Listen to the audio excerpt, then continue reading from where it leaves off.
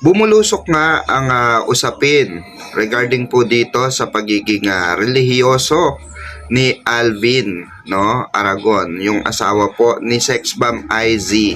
Dahil nga po sa iba't ibang kanyang pananaw or iba't ibang opinion regarding sa mga babae, sa ibang kasarian, bakla ka man, tomboy, no, ay meron po siyang isineshare na para sa kanya, di umano, ay ito ang nararapat na gawin ng isang tunay na Kristiyano. Di po ba? So, eto nga, at maraming ang tinamaang artista din, at marami po ang nagbigay ng saloobin, yung iba natuwa, yung iba nag-agree, yung iba naman hindi, at yung iba ay talagang tinuligsa siya ng gusto dahil sa pagiging di umano ay judgmental niya, no.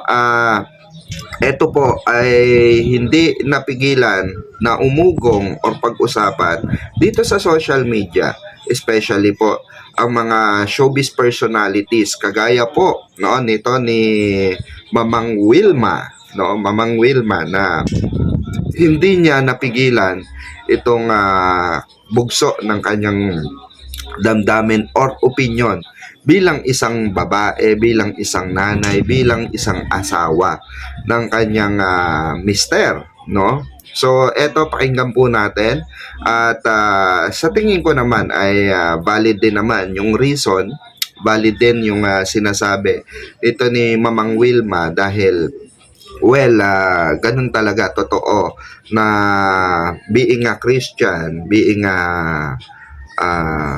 Bible reader, supposed to be dapat pangkalahatan yan diba? Pangkalahatan. So, ako naman ang pananaw ko dyan, if you are truly Christian, why you need to earn money? Why you need to earn diba? So, kung naka-basis ka, ang basis ng takbo ng buhay mo is Biblia, itinuturo rin kasi sa Biblia na hindi mo kailangan ng pera just to live, no, just live with God, just live with wisdom by God, diba, by the Holy Spirit of Jesus Christ, diba. So questionable nga naman, diba, para kay Alvin Aragon na bakit kayo nagtatrabaho, bakit yung church nyo sa Victory ay they need money, diba? They need money at all. Why hindi kayo mag share ng ng tithes and offering nyo na without money? Why kailangan yung earnings nyo? Bakit kailangan yung earnings nyo na pera ang kailangan yung diba? So, at kung talagang susundin natin ang Biblia, guys, no, wala pong mga material na bagay ngayon na nag-i-exist. Okay? Dahil totoo po, even sa Quran, even sa may mga po diyan, may mga verses diyan na kung saan hindi kailangan na maging mayaman ka, no? Hindi kailangan na maging professional ka para masabing mabuhay ka, diba? Ang kailangan mo lang sundin ang sinasabi at ang utos, ang will ni God para sa iyo. So, mahabang balitaktakan yan pero ito lang talaga ang isa sa mga sa mga ko rin, sa mga churches, sa mga simbahan, sa mga I'm not against them, pero kung makikipagtalo sila regarding sa Biblia or nalalaman nila sa Biblia, my question is, bakit kailangan nyo ng pera? For what purpose? Diba? Ba't kailangan nyo ng pera kung kaya nyo naman pala mabuhay at naniniwala kayo may Panginoon? Bakit kailangan nyo ng pera? Diba? If you believe in Jesus, if you believe in Bible verses, diba? Di mabuhay kayo na nandyan, wala mang problema dyan, pero you have to make sure hindi kayo gagamit ng pera para mabuhay, diba? Nakakaano yan, at ayaw ni Lord ng pera, Okay? Ayaw ni Jesus ng pera. Okay? Ng mga pilak, ginto, etc. Diba? At nako, wala pa nakasagot niya ni isang pastor na tinanong ko, guys. Or kahit mga pare, kahit mga sa Muslim, mga imams, no, marami na akong pinagtanong, munti ka na nga akong makulong dahil dyan, no, munti ka na akong ikulong sa Saudi Arabia nung ako ay nagtanong sa imams na bakit kailangan nyo ng pera, bakit pera ang ano nyo, di ba, alabag sa Quran yung pera na yan, ginto na yan, yung mga ano na yan, na parang sila ang papatakbo sa buhay nyo at all. So, ayun, yun lang ang aking ano. Kaya tigilan na po yan, ano, yung parang banal ka, parang feeling mo ikaw yung ano, pinaka may alam or knowledgeable pagdating sa Biblia dahil binago ka ng Biblia. Maraming binago po ni Jesus Christ, maraming binago ng Biblia, pero hindi po sila naging mayabang, hindi po sila naging hindi po nila ini-impose yung mga ano, yung mga sa tingin nila in public, as a public figure, maapektuhan din yung kanilang pamilya, diba?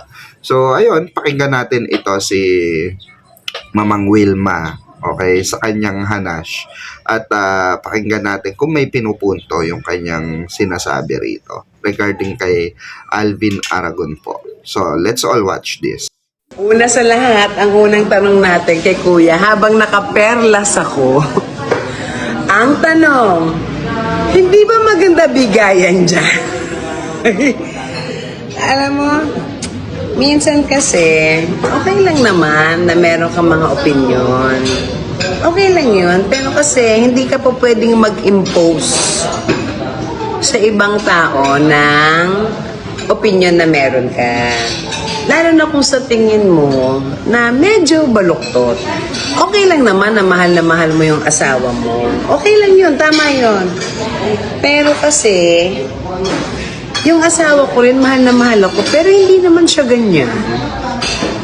Hindi niya hinihindrance yung growth ko. Hindi niya rin pinakikialaman ng pananamit ko because that's me. Nung nakilala niya nga ako, yun na nga ako. Diba? So, kung mag-aasawa, pwede naman mag-adjust. Of course, kailangan mo mag-adjust in any circumstances. Kasi nga yun nga yung relationship niya. Pero, wag naman dumating sa punto na kukontrolin mo na pati pananamit, pananalita, even ang hanap buhay. Sermonan mo na. Amas. Even ang hanap buhay. Kasi kung sinasabi mo na masama ang mga babaeng pag naghahanap buhay na kalabas ng cleavage, paano kami mga modelo? Paano yung anak ko na nagmo-model ngayon na nakabikini? Maganda yung platform. Hindi naman dahil nakalabas yung mga katawan namin, ibig sabihin, pwede na kaming bayaran. Hindi naman ganun yan, kuya. Hindi kami nababayaran. And, ito talaga yung sinasabi ko. So, since napapag-usapan natin itong mga sex bomb, and I know them, I know IC. Kasama ko sila, nag-ano ako, day 17. Pag tinignan mo sila ngayon, kuya, yung mga sinasabihan mo mga sex bomb dancers, lahat sila matino ang buhay nila, maayos. Yung Ibsa, si Ira, from Australia, lumipad dito just to join the performance. Si Mia, maraming branch siya ng sanggipsal niya. Si Aifa naman, may Octoboy. Yung isa, asawa ng Vice Governor. Yung isa, asawa ni Jason Zamora na alam din naman natin na Christian din. So, bakit pagdating sa'yo parang mali kaming lahat? Parang ikaw lang kinakausap ni Papa Jesus, kami hindi. So, nagpakita ng legs. Alvin, alam mo, papunta ka sa restaurant ko, makikita mo singit ko. Kaya, alam mo, sinuot ko pa naman tong perlas ni Lucy Torres at para sabihin ko niya sa'yo na, Kuya, gising-gising tayo sa katotohanan. Diba? Ang isang tao, pag mahal mo, mahal mo. Hindi mo pwedeng baguhin. At saka kuya, yung mga sinasabi mo dyan, hindi mo ipo pwedeng i-impose sa asawa ko yan. E paano na ako magpapanti-pantihan? E kaligayahan ko yun. So yung amats mo, okay lang naman yan na inamats mo yung Bible. Wala naman kaming issue dyan. Kasi nung nagdodroga ka nga, hindi ka nga namin ginudge eh. Tapos ngayon na nagbago ka, lahat kami ginudge mo. Ay, diba? Hindi niya, ay, siya lang ang tropa ni Papa Jesus. Yung kaming lahat dito, hindi kami. Diba? Kuya, okay lang yan. Alam mo, hindi nakakatulong sa pagkatao mo yung mga sinasabi mo. Marami din akong kaibigan na nagdroga, nagbago. Hindi naman ganyan yung opinion nila. O baka hindi nila inamats yung Bible. At saka yung sasabihin mo na kung kayo mga nanay, may mga maliliit kayong anak, dapat pag nasa bahay kayo, huwag kayo magsuot ng bra. Kuya, alam mo, ang dali mong sabihin yan. Dahil hindi ka nanay. So, ikaw kaya, itry mo, magsuot ka ng bra. Yung maghapon lang for 1 week, the whole week, magsuot ka ng bra para alam mo yung feeling ng nakabra. Tama? Ito na talaga. Yes, di ba, Arlene? Nanggigil ako doon sa sa kay kuya Kung ano-ano mga pinagsasabi, naakala mo laman, siya na talaga yung yung leveling ng mga, sino bang pinakamataas na taong kakilala ko? Mataas? Saldi ko? Mataas magnakaw yun Kaya feeling ko siya yung pinakamataas na taong kilala ko. Ang lakas yung magnakaw, di ba? Nice pearl necklace, yes. Binigay to sa akin ni Lucy Torres Gomez. So ngayon, baka naman Alvin Aragon, nagagalit ka kasi labas yung cleavage ko. Hindi mo alam kung saan ko pa to kinuha Nagmula pa to sa likod ng kilikili ko, mailabas ko lang dito. At hindi ibig sabihin na nagpakita ako ng cleavage, wala na akong karapatang mabuhay bilang isang marangal na babae. Diba? Hindi porket nagpakita ako ng cleavage. Yan. Hindi naman dahil nagpakita ako ng cleavage, ibig sabihin, yung lahat ng mga tao dyan ay pagpapantasyahan ako. Hindi lahat ng tao kagaya mo mag-isip, kuya. Diba? Parang sa the way na magsalita ka, parang sinasabi mo sa amin, ikaw lang ang pupunta sa langit at kami maiiwan. Excuse me, may pamasahe ako, no? Kaya please, kuya, para sa sanity ng pamilya mo, para sa sanity ni Easy, ito naman din si Easy, nakakahilo din naman. Easy ba o Icy? Meron palang ganun babae, no? Kung ako yung asawa ni Alvin Aragon, matagal na kami hiwalay. Sorry, kuya. Kasi paano, ang cleavage ko, pinaghirapan ko po to mula sa ilalim ng kilikili ko, galing sa likod, mailabas ko lang sa harap. Ikaw ba, kuya, nung nakita mo ang cleavage ko, nagpantasya ka ba sa akin? Kuya, palagay mo, pwede? Kuya, nakakaakit ba? Ayan si kuya, nakakaakit, kuya?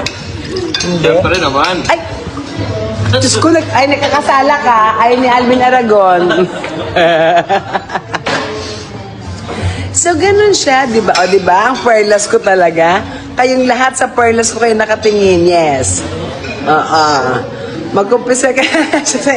Hindi, di ba? Okay lang na. Ako naman, again. Lahat ng tao makasalanan, aminado ako dyan. Hindi ako perpektong tao. Pero sino ba naman ako para husgahan yung ibang tao? Yun lang naman yung stand ko doon, kuya eh. Tsaka huwag mo ipilit sa amin yung gusto mo. Dahil ikaw lang may gusto niyan. Huwag mo parinig sa asawa ko yan. Baka mainggit siya. Oo, sumobra sa hits. Pangit. Pangit ang nakuha. Ang nakuha, ragrag. Habang ako, tinan mo, Alvin, kung pumunta ka dito, tinulungan mo ako magpagpag ng mga langaw ko. Baka, halika kuya, mag-usap tayo ng matino. Halika. Baka kailangan mo lang ng blessing ko. Habang yung perlas ko. Diba? Sabi, oo, kuhang-kuha niya yung gigil ko. Tapos kaninang umaga, siya na naman. Diba? Tapos pareho kami taga Cavite City. Ikaw nga sa Kalumpang ka nakatira eh. Ako sa Kemoy. Oh. Yes, as natin. Oo.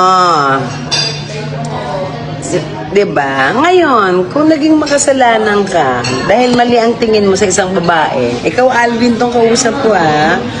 Kung naging makasalanan ka dahil nakita mo yung cleavage ko, eh, hindi ko kasalanan yun. Ikaw ang nag-iisip niyan, eh. Hindi naman ako. Kasi ako, nagbihis ako. Nagbihis ako to feel good about myself, to be happy. I believe in what I'm wearing. Hindi yung, iisipin ko pa ang opinion mo pag nagsuot ako ng damit?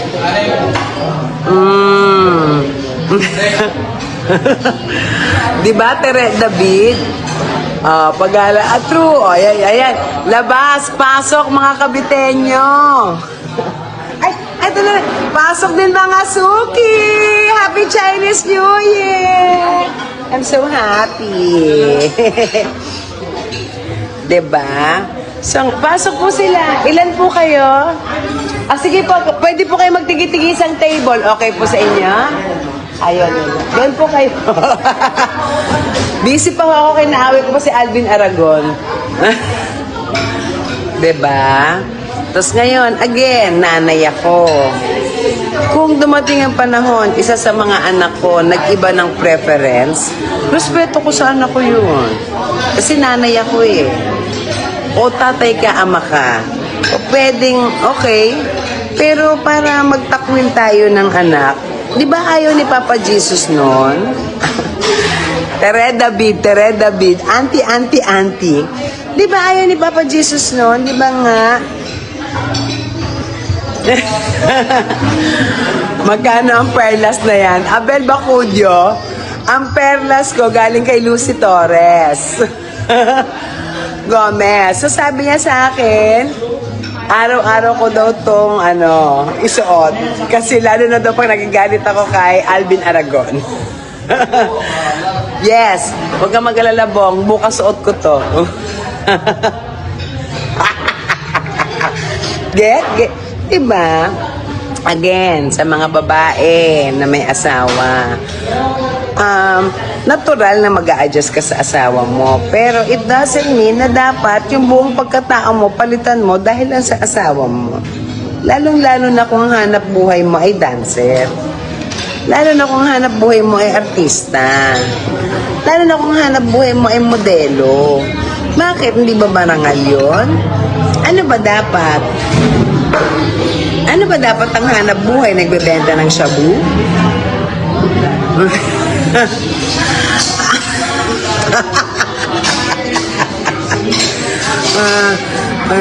Ang lashes. Ay, talaga ba, Alvin Poblador, lagyan mo ako ng lashes? Ano lang yan, mascara.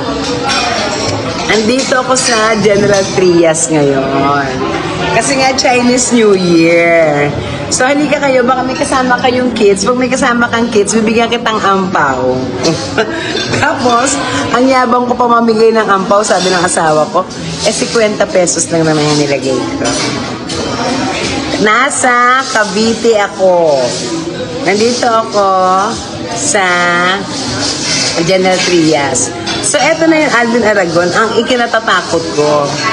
Baka sa sobrang taas mo, kuya, lumagpas ka kay Papa Jesus, sabi sa'yo ni Papa Jesus, Toy, baba ng konti, nalagpasan mo na ako. Baka mahiya si Papa Jesus. Diba? Baka mahiya si Papa Jesus ay pababain ka ng konti. Ang taas mo na. Diba? Bakit ganon? Bakit ganon ang ginagawa mo? Bakit yan ang sinasabi mo? May kredibilidad ba? Yung bang mga pare, yan ang sinasabi? Ano bang ano nyo? Ano bang relihiyon nyo? Meron ba kayong relihiyong sariling inyo lang? Yung Bible nyo ba, inyo lang? Iba ba yung version ng Bible nyo na meron kami sa bahay? Gusto kong malaman yon. May mga kaibigan akong saksi, Iglesia ni Cristo, Sabadista, lahat. Lahat sila kaibigan ko. But none of them judge me based sa aking hanap buhay, based sa sinusuot ko. Diba? Tapos ngayon nakakahiya. Yung lahat ng mga sinasabi mo, walang naniniwala. Kawawa ka naman, kuya. Bakit hindi tayo magpatingin? Bakit hindi natin subukan pumasok sa isang institution for 6 months? Baka mas makatulong.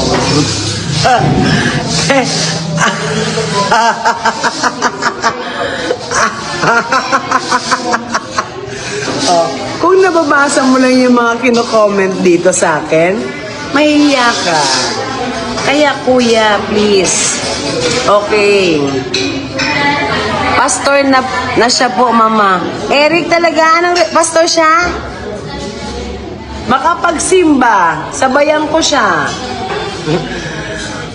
Magpapaliwanag din ako sa simbahan nila. Diba? Oo, okay yun na nagbago ka, na nakakita ka ng liwanag sa gitna ng dilim. It doesn't mean kami wala kaming faith, ha? Hindi ibig sabihin.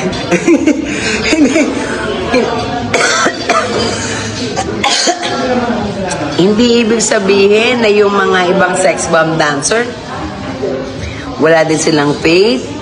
Kami na mga balahurang manamit. Feeling ko naman din. Dami naman akong blessing. Marami naman ako natutulungan. Oh, ibalot ng tissue ang buong katawan. Samahan ng foil. Talaga, Aying?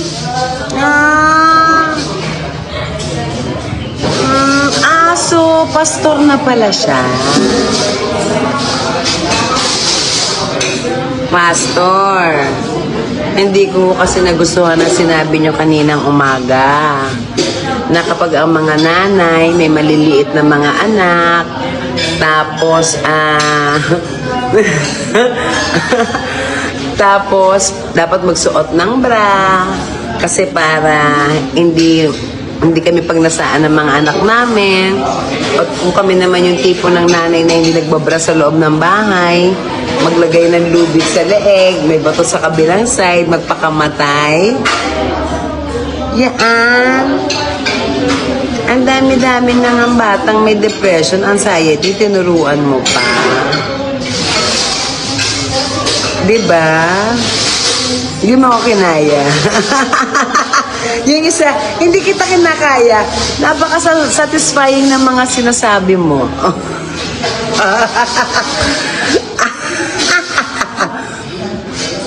Diba? Ngayon, okay lang naman, Pastor Alvin. Okay lang po yun. Kung yan po yung pananaw ninyo, pero pwede ba wag niyong i-impose sa buong bayan? Lalo na kung wala kang credibility. Lalo na kung ikaw ay control freak. Lalo na kung ikaw ay insecure. Lalo na kung weak yung personality mo. If you want to come here personally to see me and talk to me, let's go. Halika. Yun nga yung kinatatakot ko eh. Kasi imagine mo, kung nagpipreach ka sa simbahan ng ganyan, paano yung sumusunod sa'yo? Ano to, bulaang propeta ka? Diba? So, hindi na kasi uso yung utak mo, kuya, hindi na uso sa 2026.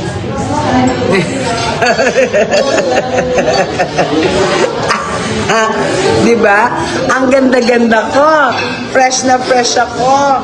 Nagperlas pa ako para sa'yo, Alvin Aragon, ha? Oh. Tapos ngayon, sa mga ginagawa mong yan, dinidig tuloy ng mga tao kung sino ka dati. Inuhukay nila. Kaya kuya, isa lang ang masasabi ko sa'yo, okay lang naman na i-amats mo yung Bible. Pero ayusin mo, ha? Magagalit sa'yo ang mga friends ko. Dory Caparas. Ay, okay naman po ako. Narcissist. Atin tayo. Sa Ronquillo ba yan? Siya ba doon sa may Ronquillo? Sugurin natin yan. Itigil nyo yan. Yes. Diba? Yun yung sinasabi ko. Malakas.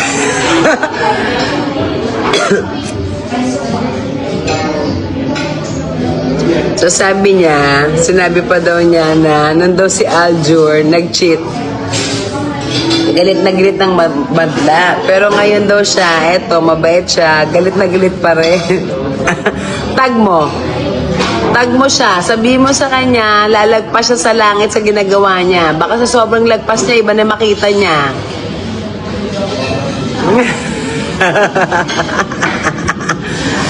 Bangit siguro kinukuhanan nito. Tapos, pag sinasabi niya yon with all conviction, nandilat na dilat yung mata. Ang tanong, ate, one time, mali ka na, Rufa. Mali, Pastor Alvin. Talaga palang pastor siya. Yes. Ay, we cannot judge people based on their looks. Hindi ka talaga pwedeng mag-judge ng tao kahit base sa pagkatao nila. Tigilan mo yung kakahusga-husga mo sa mga tao. Baka 10 years from now, hinuhusgahan mo, mas mataas pa sa'yo.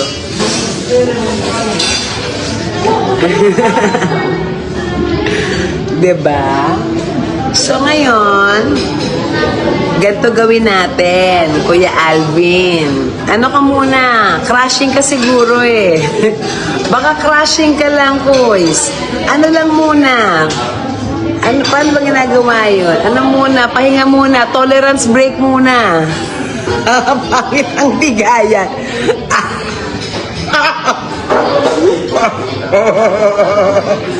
Ay, Amy de Guzman. I-research mo na lang kung sino siya. Yes. I mean, kung gusto mo maka-impluwensya at gusto mong gamitin yung boses na meron ka. Kaya ako maingat din ako magsalita. Kasi gusto ko yung boses ko makabuluhan, maayos. I mean, loka-loka man ako the way I deliver it, pero I make sure na may matututunan. Pero si Kuya, ay, parang siya na yung sumulat ng Bible. Hindi kaya kabatch na sila Moses? Diba? Kaya marami tuloy nagagalit. Marami. Mag-FU, Dan Padilla, follow up na. Kaya nga po, bakla po kasi kami, kaya makasalanan. Ay, Neng, Diyos me, ang dami kong kilala mga bakla ang yayaman. Matitino, maayos ang hanap buhay, maayos ang buhay. O bakit mo naman husgahan? Nagkakilala din ako mga tomboy. Ang aayos din ang buhay nila. Bakit naman? Okay naman. May mga kaibigan din akong trans. Ang yaman. Ubod. Hindi naman siya nang husga. Maayos naman siya. Diba? Ang masakit nun, natuto ka lang magbasa, pinangunahan mo pa si Lord. Diba? Iba ka kuya, nakuha mo ang atensyon ko, kaya please, again, to all the husband out there, you grow together with your wife. Diba? Grow together, build a family together. Thank you! Happy New Year po! Salamat! Balik po kayo! Bebe, thank you! Keep the red, yes. O, diba? Tingnan mo, sige, at...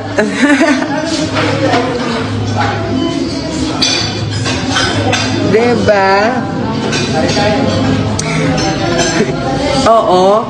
Yung ugali niya, mataas pa sa pride niya. Yung pride niya, mataas pa sa pagkatao niya.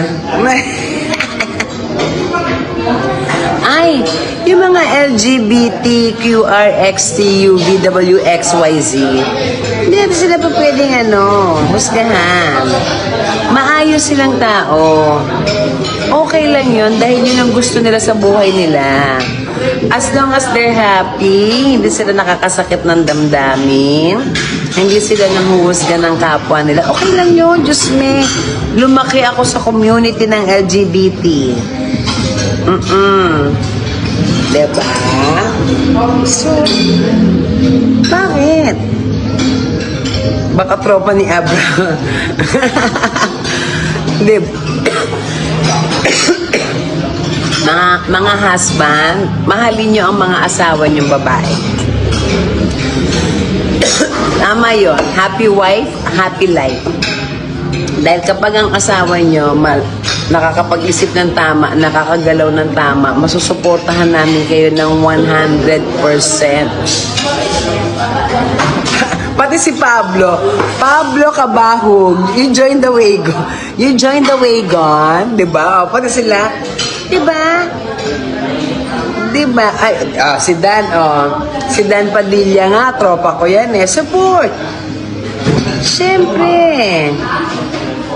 Pero, di ba? Sa sobrang sa sobrang taas ng pride mo, not for anything, di sana may income si IC. Di sana kasama siya sa world tour. Pinigilan mo yung kaligayahan ng asawa mo Pinigilan mo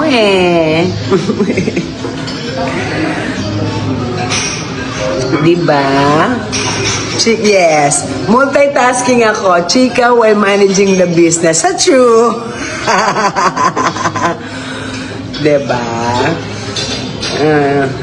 My gosh. Diba? Tini pa. Hoy, huwag niyo sila ikot. Baka ikuhanin ako. Sa bagay, kahit harapin ko talaga siya. Gusto mo sa Alvin Aragon, suntukan tayong dalawa Tiyaya na ng suntukan. Tara, dyan sa may kalumpang.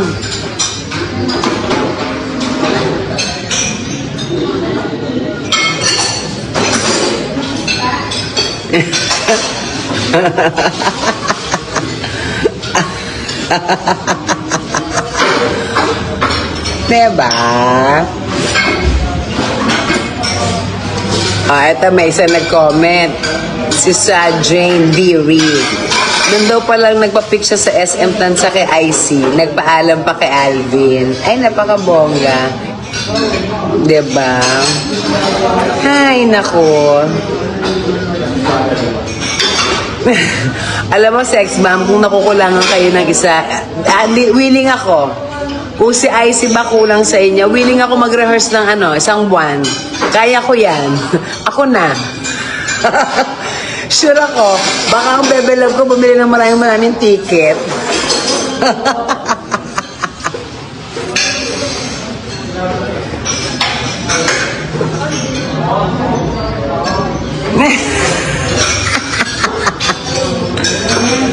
nako. Again, kuya. Again and again. Hindi kasalanan ang preference ng isang tao. Yung pagkataon niya, hindi niya kasalanan yon. Yung pagmamahal, dapat walang kondisyon, walang judgment yon. 1-0. Narinig ko may nabasag. Diba? So, yung pamilya, yung mga anak, ay, boy, ang cute! Naka-pampers pa. Napakataba. Kaya please,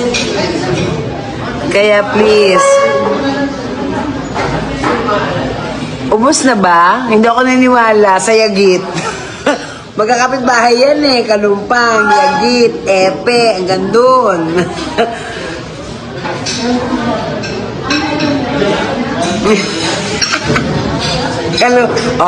Tawa ka Erwin Parillo, no? Sa volleyball nakatira yan. Diba? Alam mo, round 6 at district. Diyan ka ba? Saka international. Diba? Ngayon ako. Kaya dahil dyan, sino gusto sumama, pupuntahan natin si Alvin Aragon. Kakausapin natin siya ng personal. Anong araw niya ba gusto? Maghihintay ako. At ilalive ko yon. Titignan ko kung paano niya maipagtatanggol sa harap ko lahat ng sinasabi niya.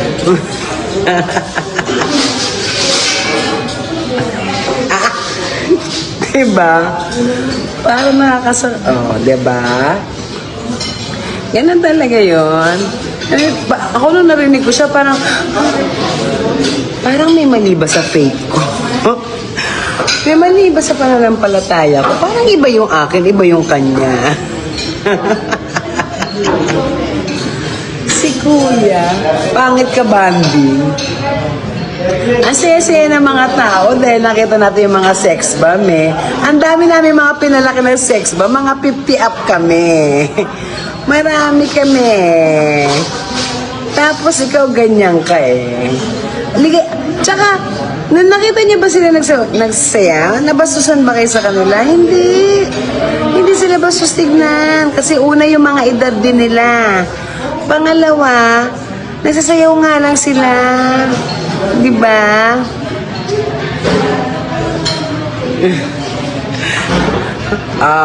Yung mga kakainit na nga ng ulo. Naramdaman niyo ba? Sex bomb, jeng. Get out! Ay, pwede na ako mag-sex bomb kasi maputi na yung kilikili ko. Pak, di ba? Sex bomb. Kabila. Ay, nagiging gray. Sex bomb. You must say. Pwede na. Yun ang una kong ginawa eh. Next na gagawin ko naman yung singit ko kasi medyo maikli. Nakakahiya kasi sa manonood. Baka pagtungo kong ganon, masuka, di ba? Baka si Lord.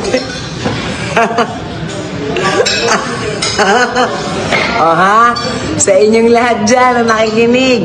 Yung parating nyo kay Alvin Aragon, hinahanap ka mo siya ni Wilma Dasent.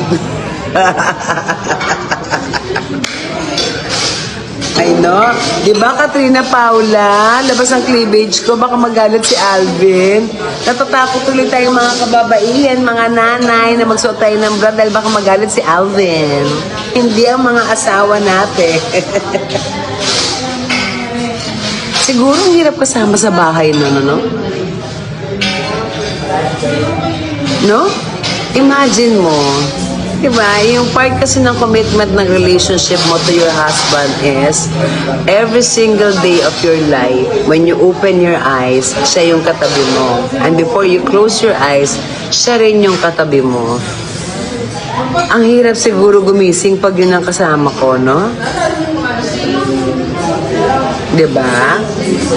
Ang galing, nakaka-amaze. Ako nga, ginaya ko sila, nagagano sila, nahilo ako. Nakurutay. Si Wilma pa ba?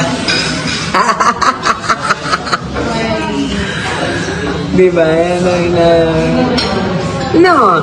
Regardless kung magbo-boom or hindi, yung sex bomb.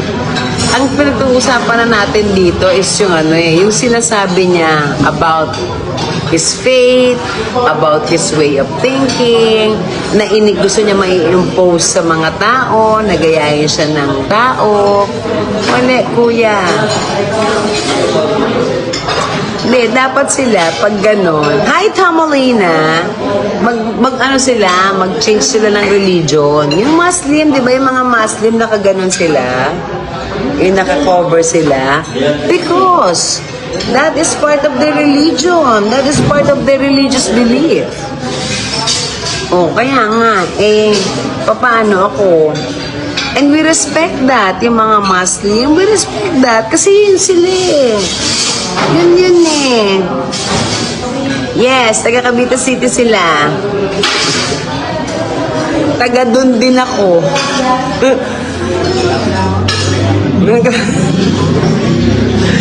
Magpapa-event ako. Magpapaano ako. Debate sa plaza ng Cavite City. Doon sa PN.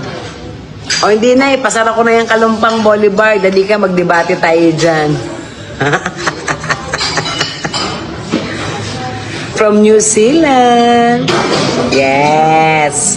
Basta ang mahalaga, sinasabi ko sa inyo dyan ng mga may asawa, please, matuto tayo kay Alvin para magkaroon tayo ng mas payapa, mas peaceful na relationship with your wife, with your family, regardless ang preference ng mga anak ninyo. O, diba? Si Papa Jesus nga, 10 lang yung utos. Kay Alvin, parang 13. Dinagdagan pa ng 3.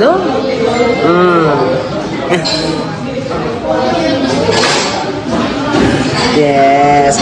At saka syempre, asa Dasma na ba sila? Hindi, alam ko sa Cavite City. Pero they used to be in part of the Cavite City. By bus event ma. Sama lahat ng pulis. Diba?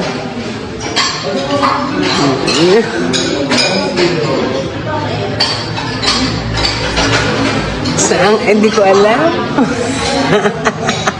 Wala lang. Binigyan ko lang siya ng oras. At dahil Chinese New Year nga, dahil pag nakita ko na naman siya bukas pagising ko sa feeds ko talaga, pupuntahan ko na siya sa bahay niya. Makikipag-usap ako sa kanya ng personal. Yung mga kabitenyo, laban? Laban, punta natin sa bahay, Ay, ang bilis niya rin kumain. Kumain sa bahay. Okay. But of course. So, dahil dyan, again, huwag tayong manghusga ng kapwa natin. Sabi nga, kung wala kang kasalanan, pwede kang mambato. Pero kung alam mo may kasalanan ka, huwag na. Diba? Magpapalagay ako ng magpapalagay ako ng entablado doon sa may Kalumpang. May debate. Magalabasan lahat ng tropa ko doon. Masaya yon. Diba? Alam mo? Napapatawa ako sa mga sa Dasmariñas na ba siya? Anong area? Baka area C.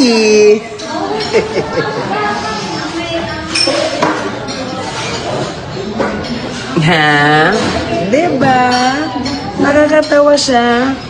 Nakakatawa talaga. Yung talagang, tapos pag sinasabi niya pa yun talagang with conviction and everything, I am right. And I will never be wrong. Ganon. Magba-birthday dyan, mami ko. Okay, happy birthday, mami. Sana nandito nga ako. Tom Molina, di ba? Si Tom Molina nga, tropa ko yan eh. Maganda siya. Pero Tom yung pangalan niya. Pero beautiful siya. Yes, nandito ako sa dyan. Kaya halika na. Pinatulang ko lang siya dahil nanggigil talaga ako sa kanya. Anyway, halika na. Baka nandiyan ka lang sa tabi-tabi at Chinese New Year. Halika na, dito ka na mag-dinner sa mamangin ng Diyosa mo. Mamaya magkakaraoke tayo dito. Gusto mo ng crispy pata? Teka, tatanungin natin na. May nag-order dito eh. Tanungin natin sila kung masarap ba yung pagkain ay. Masarap po. Ayun. Ayun, ano po?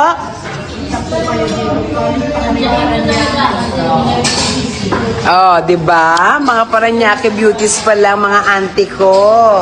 Magpipicture na ako sa kanila ha. Baka umalis na sila eh, okay? Paliparan! Diba?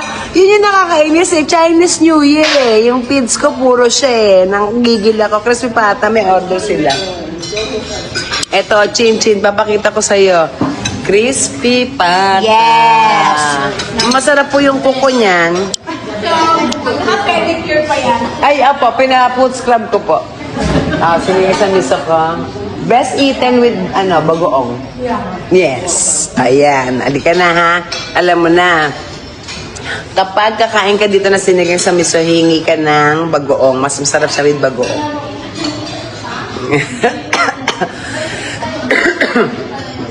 Yes, Bam Salbani, yan talaga ang pakwintas ni Tita Lucy. Kasi sabi ni Lucy, suotin mo yung perlas mo.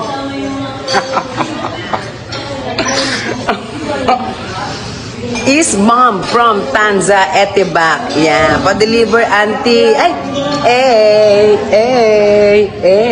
Diba? Mga taga-Paranaque pa sila. Kaya kung nandiyan ka na sa area, halika na sa General Trias, malaki ang parking ko.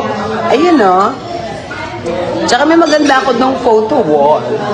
Bakit magpapapicture? Huwag kayong uuwi na wala kayong picture doon sa flowers ko doon, please. Diba? O siya, magtatrabaho muna ako, magmamanage muna ako ng negosyo ko kasi nalugi pa ako dahil kay Alvin Aragon. Baka magalit siya. Nag-food panda na po ba kayo? Hindi pa po kami nagpapa-food panda or Grab. Pero what you can do is makipag-order kayo sa page ng Chicks ni Otit General Trias or Chicks ni Otit Tagaytay para sagutin nila kayo para ipa-pick up nyo o ipa-deliver na namin kasama na sa bayad nyo ng GCash. Yan! Ako sa park. Ay, hindi. Pag may necklace, wala akong earrings kasi masyado nang mabigat. Andito lang ako, ma'am. Shali ka na. Open po kayo sa Holy Thursday, yes. Open po ako ng Holy Week kasi gipit po kami. Kasi baka ayaw ni Alvin Aragon na nagsasara kami. Asha, I love you all. Thank you so much. Halika na. Oy, nagkakainan na sila. Yes. Yes. Asha, I love you all. Pakisabi sa kanya kung willing siya makapag-dialogue sa akin. Tell me when and where I'll come running. Yes. Suot ko ang perlas ng silanganan, alab ng puso.